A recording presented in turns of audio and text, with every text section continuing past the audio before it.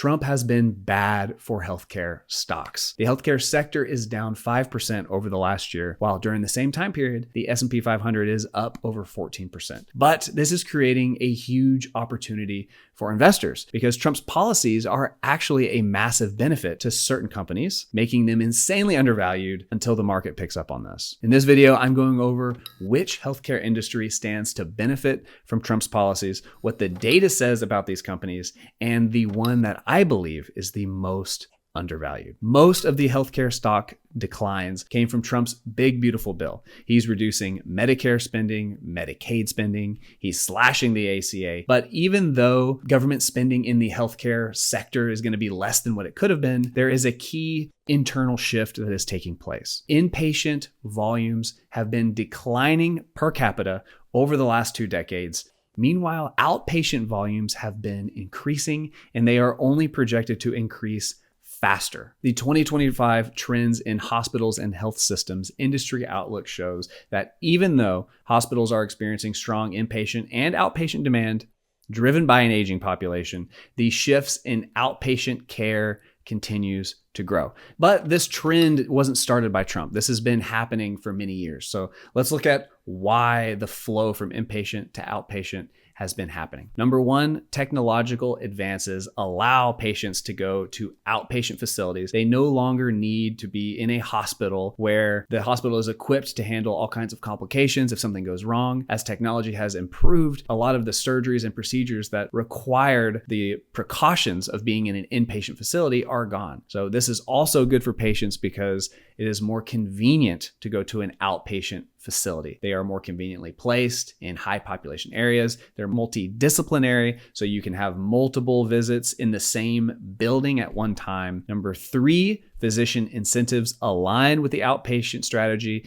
They're much cheaper. Because these outpatient facilities are multidisciplinary, physicians can rely on a steady influx of new patients from their colleagues within the same facility. And then finally, reimbursement models from insurance providers favor the outpatient care because outpatient care is more cost effective. So it's cheaper, it's more convenient. Technology has expanded their adoption.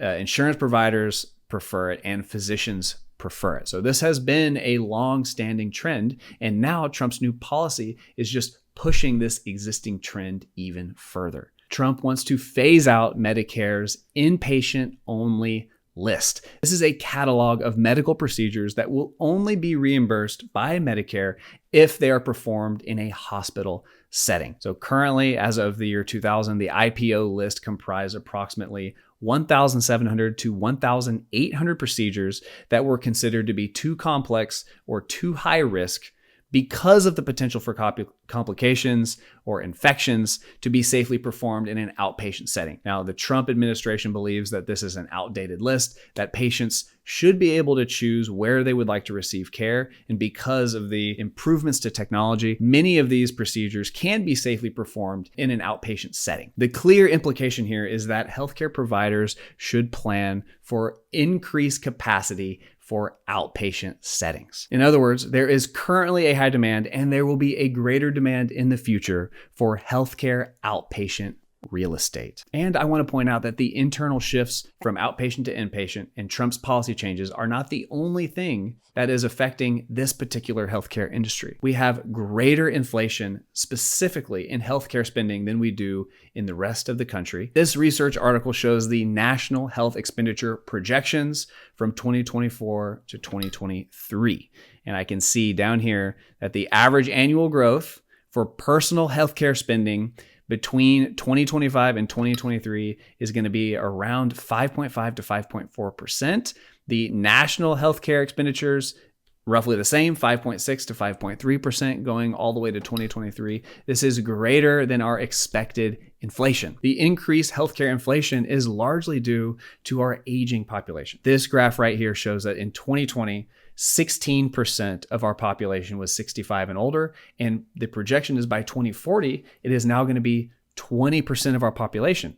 That is a 25% increase to the proportion of our aging population. That is significant. Not only is this going to increase spending in outpatient facilities, this is also going to increase the need for senior living, which is another key component of healthcare real estate that I'm looking to take advantage of. But that still leaves the most important question. Which company is the most undervalued in this industry? To answer that question, I like to use the discounted free cash flow model. This is a part of my public YouTube portfolio series. I've had lots of success using this method to find undervalued companies. Currently, I'm invested in 34 different companies, and year to date, I am beating the S&P 500. My public YouTube portfolio is up 22.7%, while the S&P 500 is up 14.36% in that same time period. And I'm not just looking for cheap companies. I'm looking for companies that have an expectation for future growth beyond their current share price. So a company that is expected to grow their revenue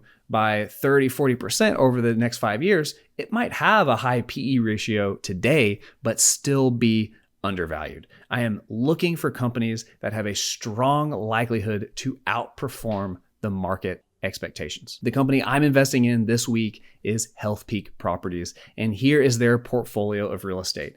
50% of their income comes from outpatient medical, 10% comes from senior housing. This company is in the perfect position to take advantage of Trump's policy changes and future trends in the healthcare industry. This company is insanely undervalued, and they have a dividend of over 6.5%. But believe it or not, whenever I'm valuing a company, I completely ignore the dividend, which is a little bit counterintuitive, but here's why. So when I'm looking at a company, the most important question is how much cash are they going to return to me, the shareholder? And there are two different ways that they can do that. Number one, of course, is the dividend. They can literally put cash in my hand, but they can also do that through capital gains. If they're able to increase their market capitalization, that is another equally viable way for them to put cash into my hand. So the chunk of money that goes towards dividends and capital gains is the chunk of money that I want to focus on. Now, generally, that is going to be the free cash flow of a company. But in this case, for Healthpeak Properties, this is a REIT, a real estate investment trust. In this case, the chunk of money that is being returned to shareholders is known as the FFO, the funds from operations, or the AFFO, the adjusted funds from operation. So in this case, the funds from operation is used to, number one, pay a dividend, and number two, grow the company. That could be purchasing new properties to increase their dividend in the future. It could be to pay off their debt or buy back shares. There's a lot of different ways that they can return funds to shareholders. But in any case, I'm focused on the funds from operation, not the dividend. That's the key difference. In order to calculate the intrinsic value of Healthpeak Properties, I have to project the future funds from operation and the appropriate discount rate. In other words, what return do I want to receive over that time period? Now, there are three questions that I have to answer in order to value this company. Number one, I have to project their future revenues. Number two, I have to project their future profitability. In other words, what percentage of their revenue is going to be funds from operation? And then number three, what is the discount rate that I want? So I'm going to tackle all three of these one at a time. To look at their future revenue, I have recently discovered a new resource that I have really been enjoying using for my public YouTube portfolio. I use M1 Finance to invest, but for my personal money, I tend to use Charles Schwab. And through Charles Schwab, I have access to professional analysts and their due diligence reports on different companies. On Schwab, I have access to the Morningstar Equity Analyst Report, the Argus Report, the LSEG Stock Report Plus, and the Vickers Insider Profits. This tracks what are the insiders doing within the company. Are they buying or selling shares? And I'll start with this one really quick. So over the last year on the open market, so I'm not talking about stock options that they get at a price of zero. We can see those right here, direct non-open market stock purchases. All of the open market stock purchases are buying stock, not selling. So here we only have, in the last year, we have one sell. This is a direct non-open market sell. Down here we have, this is back in April of this year. So we do have some sells, but they are back starting in April. All of the recent transactions by the CEO, by the director, all of these stock transactions are insider buys. It's always a good sign when you see recent insider stock purchases. For the LSEG stock Report Plus, they give a buy rating. For Argus, they give a 12-month buy rating and a 5-year buy rating. And finally, for Morningstar Equity Analyst Report, they give a 5-star rating. So the most undervalued rating is what Morningstar is giving this company. So the thing that I want though from these analyst reports mainly is I want to know what the future revenue growth is for Healthpeak Properties. And so to do that, they have a report for future earnings. This chart right here shows the forecast for revenue growth. The 3-year revenue compound annual growth rate is 12.6%.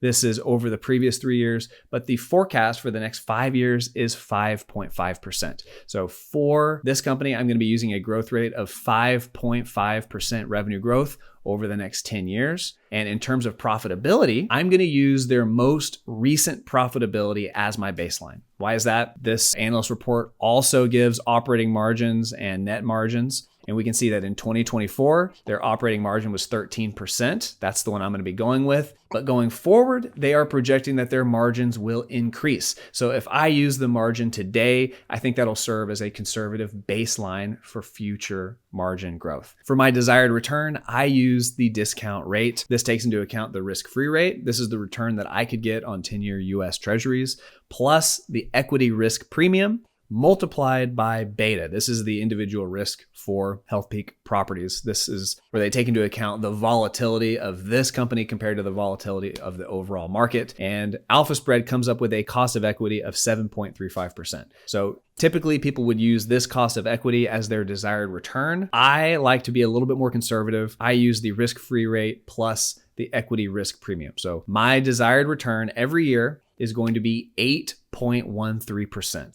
This risk-free rate plus the equity risk premium. But in addition to the Morningstar Equity Analyst Report, I also like to grab other analyst projections for future revenue off of stockanalysis.com. Go to the forecast tab, and right here we can see that in general, the analysts think that it is undervalued. But if I scroll down a bit, I can see that the projected revenue growth over the next 5 years on average is 3 to 9%. The low end is going to be revenue. They're actually going to be losing revenue over the next 5 years. And then the upper end is double-digit revenue growth. So most likely the actual revenue growth will fall somewhere in this range between the high and the low. I'll be using a couple different estimations here. After inputting those values into my intrinsic value calculator spreadsheet, I came up with 4 different estimates for the intrinsic value.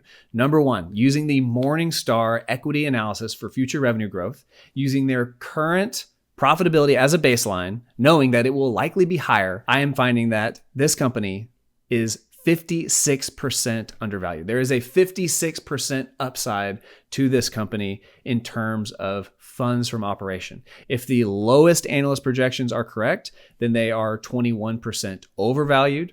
If the average analyst projections are correct, then they are 53% undervalued. And then in the highest analyst projection case, there is a 144% upside. Now, of these projections, I think that the truth lies somewhere between the low and the high. I tend to prefer the Morningstar Equity Analyst projection in this case. If they increase their revenue by about 5.5% over the next 10 years and then have a perpetual growth rate of 3%, that's roughly equal to inflation. And I believe that's even a little bit conservative in this case because healthcare spending has been outpacing the average inflation in the US. Then the fair share price today would be $28.89, even though their current share price is $18.55.